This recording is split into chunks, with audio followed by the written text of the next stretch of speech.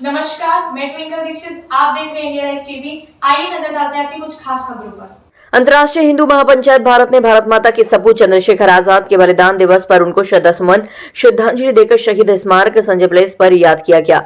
Sanjay place शहीद स्मारक पर चंद्रशेखर आजाद अमर रहे, आजाद तुम्हारा ये बलिदान याद रखेगा हिंदुस्तान के नारे लगाते हुए सभी कार्यकर्ता पहुंचे और आजाद जी की प्रतिमा को गंगाजल से स्नान करके फूलमाला अर्पण कर श्रद्धा सुमन अर्पित करने के बाद राष्ट्रीय संयोजक प्रदेश अध्यक्ष सुमित कटिहार ने मीडिया को बताया कि 27 फरवरी 1931 को महान क्रांतिकारी चंद्रशेखर आजाद जी ने देश की आजादी के लिए अपने प्राणों का बलिदान कर दिया था।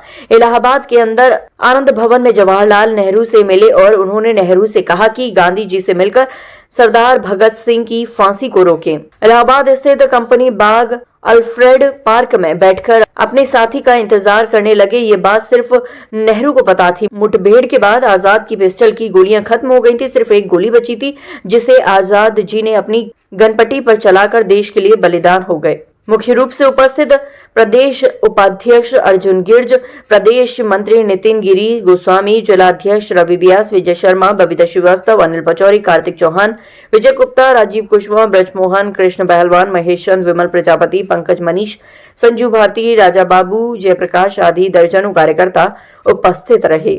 आगरा से संवाददाता अनिल पचौरी की रिपोर्ट। आज चंद्रशेखर आजाद जी का बलिदान दिवस है और अंतर्राष्ट्रीय हिंदू महासंघ हर वर्ष की भांति अपने देश के बलिदान, जिन्होंने देश के लिए बलिदान दिया, चंद्रशेखर राजगुरु भगत सिंह, ऐसे तमामों हमारे क्रांतिकारी जिनकी वजह से आज आज़ाद हम बैठे हैं और आज़ाद देश में हम जी रहे हैं। 77 साल हो गए।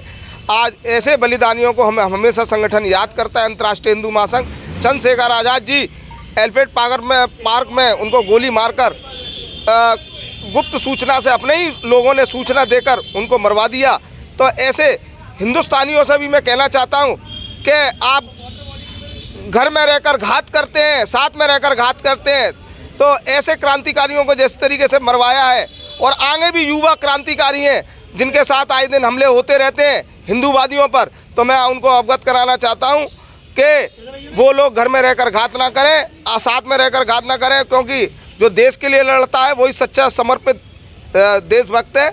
और इसी के साथ युवाओं को भी यही संदेश है कि ऐसे ही आज़ाद हिंद फौज की तरह, ऐसे आज़ादी की तरह हमारा युवा निकल के आए, क्योंकि युवाओं ने ही देश के अंदर क्रांति लाई है, देश को आज़ाद कराया है, इतिहास चाहे कोई सा भी रहा हो। जय श्री राम, वंदे मातरम, भारत माता की जय। जैसे कि आज चंद्रशेखर आजाद जी का बलिदान दिवस हम लोग वर्षों से बनाते हुए आ रहे हैं। अंतर्राष्ट्रीय हिंदू महासंघ की सभी टीम, सभी कार्यकर्ता बंधु यहाँ एकत्रित हैं, उनको पुष्पांजलि अर्पित की गई है। और मैं युवा को यही कहना चाहता हूँ कि ऐसे महापुरुषों को हमेशा याद रखें, उनसे प्रेरणा लें, जिससे आने वाला हमारे हिंदुस्तान आगे प्रगति की ओर बढ़ता चले। आज 27 फरवरी का दिन है। 1931 में अल्फ्रेड पार्क के अंदर चंद्रशेखर आज़ाद, जो कि एक महान भारत माँ के सपूत थे, वीर क्रांतिकारी थे, जिन्होंने कि आज़ादी की लड़ाई में अपना वर्चस्व न्यौछावर कर दिया था। और आज के दिन अंग्रेजी हुकूमत ने अल्फ्रेड पार्क में घेरा। उनका अंग्रेजी हुकूमत से, अंग्रेजी शासन से 2 घंटे तक उनकी गोलीबारी चली, लोहा लिया। चंद्रशेखर आज़ाद का बचपन से ही अच्छे निशानेबाज थे। उन्होंने कई अंग्रेज अधिकारियों को अपनी पिस्टल से घायल किया, कईयों को मौत की नींद सुलाया। अपने साथी को निकालते हुए आज के दिन वह हमेशा हमेशा के लिए भारत माँ का लाल, भारत माँ की गोद में सो गया। बात ये आती है कि चंद्रशेखर आज़ाद, जो कि लगातार अंग्रेजी हुकूमत की आंखों की किरकिरी बने हुए थे और वह लगातार अंग्रेजी हुकूमत को धोखा देते हुए आज़ादी की लड़ाई को लड़ रहे थे, तो उनकी उस समय पर मुखबरी किसने की? क्योंकि चंद्रशेखर आज़ाद जो है आनंद भवन में जवाहरलाल नेहरू से मिले और सरदार भगत सिंह, राजगुरु, सुखदेव की फांसी रोकने का उनसे निवेदन किया।